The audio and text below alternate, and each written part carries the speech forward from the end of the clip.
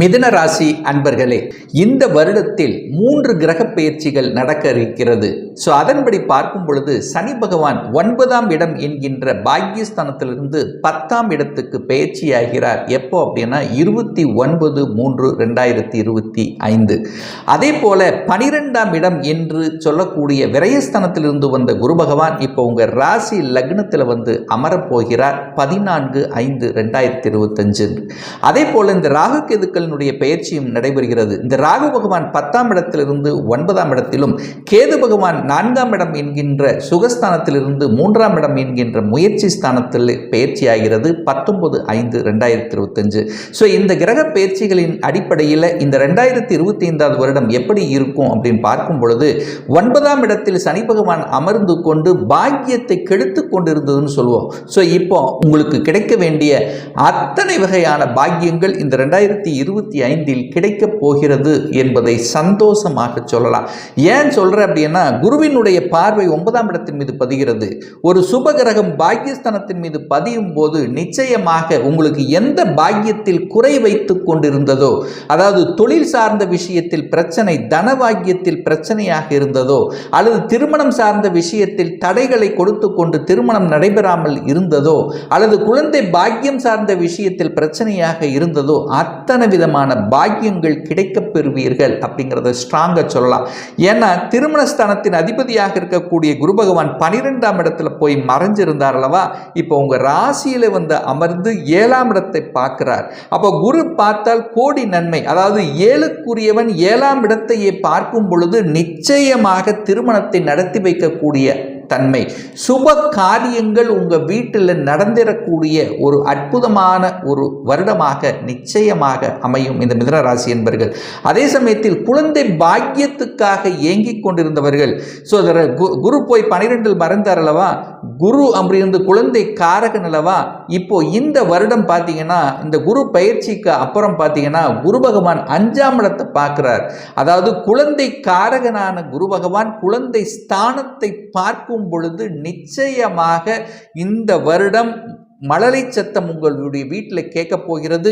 அதன் மூலமாக குடும்பத்தில் இருந்து வந்த பிரச்சனைகள் தீரப்போகிறது.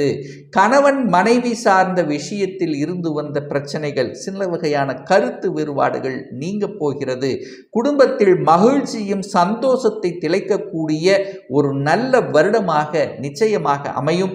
குருவால நல்ல நல்ல விஷயங்கள், மனதில் இருந்து வந்த குழப்ப நிலைகள் தீரப்போகிறது. பெரிய மனிதர்களினுடைய தொடர்புகளை ஏற்படுத்தி தரப்போகிறது. அதாவது உங்களுடைய தொழில் விஷயமாக இருந்தாலும் அல்லது மற்ற எந்த விஷயத்துக்காக இருந்தாலும் பெரிய மனிதர்களின் ஆதரவு, சப்போர்ட் உங்களுக்கு இருக்க போகிறது. கடவுளினுடைய அனுகிரகம், உங்களுடைய குல தெய்வத்தினுடைய ஆசீர்வாதம் என்பது இந்த வருடம் பரிபூர்ணமாக உங்களுக்கு இருக்க போகுதுங்கிறத ஸ்ட்ராங்கா சொல்லலாம். அடுத்த ஒரு நல்ல விஷயம் என்னன்னா, உங்களுடைய சுகஸ்தானம் 4ஆம் இடம் புனிதமடைய போகிறது. 4ஆம் இடத்தில் இதுவரை கேது பகவான் அமர்ந்து கொண்டு அந்த தாய் ஸ்தானத்தை கெடுத்து கொண்டிருந்ததுன்னு சொல்லலாம். அப்போ தாயினுடைய உடல்நலம் சார்ந்த விஷயத்தில் இருந்து வந்த பிரச்சனைகள் விலகப் போகிறது. தாய் நன்றாக இருக்க போகிறது.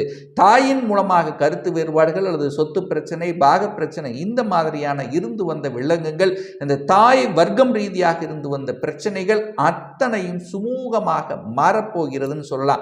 அதே சமயத்தில் ஒரு வீடு வாங்கணும் என்று ஆசைப்பட்டு கொண்டு நெடு நாட்களாக, ஒரு வருடங்களாக எத்தனையோ முயற்சி எடுத்தோம், அந்த முயற்சிகள் நடக்கவில்லை, சில தடைகளை கொடுத்து கொண்டிருந்தது.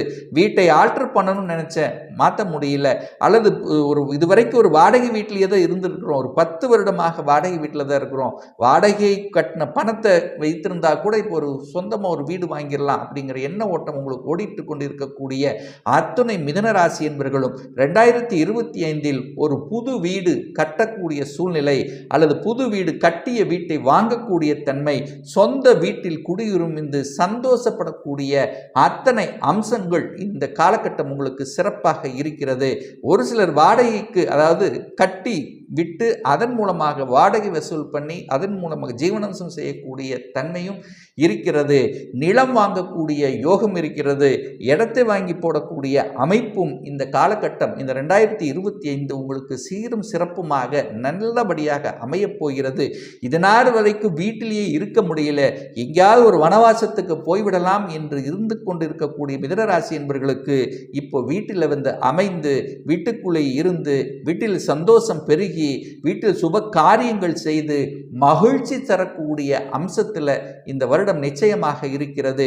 அதே சமயத்தில் குலதெய்வத்தினுடைய ஆசீர்வாதம் இருக்கிறது. ஒரு சிலருக்கு வந்து பார்த்தீங்கன்னா பதவி இல்லாமல் இருந்ததுன்னு சொல்லலாம்.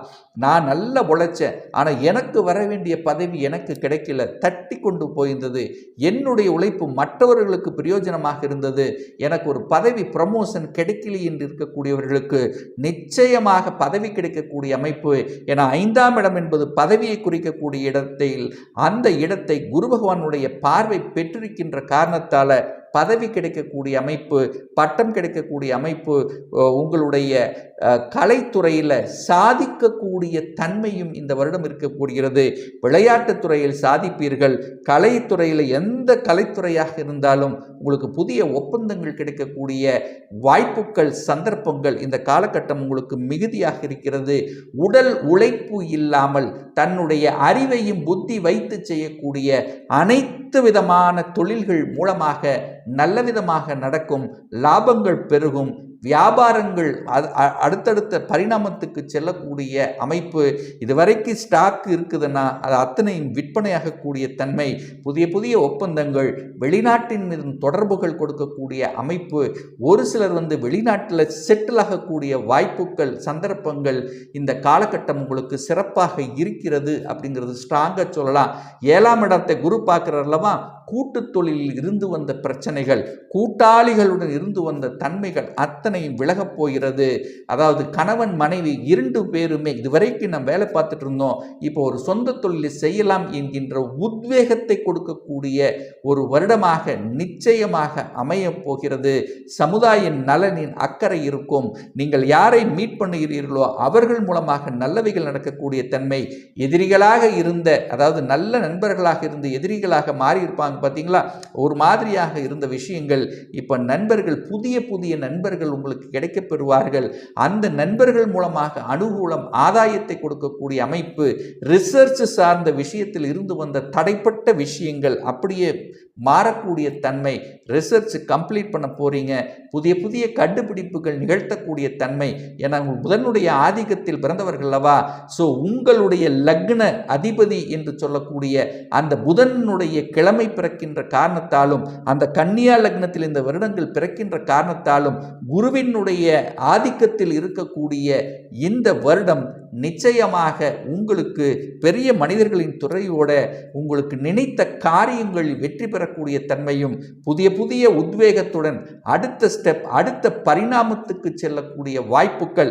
அதாவது 2024 கம்பேர் பண்ணும்போது 2025 உங்களுக்கு புத்துணர்ச்சியோட பொருளாதாரத்தில் மேன்மையும், ஒரு ஜாம் என்று நல்லபடியாக நல்லா இருக்கிறேன் அப்படின்னு சொல்லக்கூடிய அளவுக்கு அடுத்த பரிணாமம், அதாவது புகழ் பெறக்கூடிய விதத்தில் இந்த வருடம் நல்லது நடக்கக்கூடிய அம்சத்தில் இருக்கிறது. சனி பகவான் 10ல் இருந்தாலும் அது குருவினுடைய வீட்டில் இருக்கக்கூடிய சனி பகவான் அப்படி ஒன்றும் உங்களுக்கு கெடுபலன்களை கொடுக்க போவது இல்லை. தொழிலில் மேன்மையை தரப்போகிறது.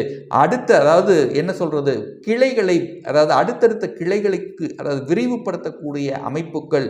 கடன் விஷயத்தில் இருந்து வந்த பிரச்சனைகள், என இதுவரைக்கும் சனி பகவான் 6ஆம் இடத்தை பார்த்து கடன் கடன் கடன், நோய் நோய் நோய், எதிர்ப்பு, பகை, இந்த மாதிரியாக இருந்து கொண்டு இருக்கக்கூடிய இந்த மிதுனராசி என்பர்கள் அதிலிருந்து முற்றிலுமாக விடுதலை பெறக்கூடிய அமைப்பு இருக்கிறது. கடனை கட்டிவிடலாம் என்கின்ற தன்னம்பிக்கை பிறக்கும். நோய் சார்ந்த விஷயங்கள், ஒரு வருடமாகவே உடல் சார்ந்த விஷயத்தில் பிரச்சனைகளிலிருந்து மீண்டு வரக்கூடிய தன்மைகள், எதிர்ப்புகளை இனங்கண்டு கொண்டு அதற்கு தகுந்த மாதிரி செயல் திட்டம் தீட்டி வெற்றியடையக்கூடிய தன்மைகள் என்பது எல்லாமே இந்த வருடம் உங்களுக்கு சிறப்பாக இருக்குன்னு சொல்லலாம். சகோதர வகையில் இருந்து வந்த பிரச்சனைகள், கருத்து வேறுபாடுகள் விலகக்கூடிய வகையில் இருக்கிறது. நிச்சயமாக சொல்ல போனால் இந்த மிதுனராசி என்பர்கள் சாதிக்கக்கூடிய, சாதனை புரியக்கூடிய ஒரு வகையில் இந்த வருடம் இருக்குதுங்கிறத ஸ்ட்ராங்கா, உறுதியாக சொல்லலாம்.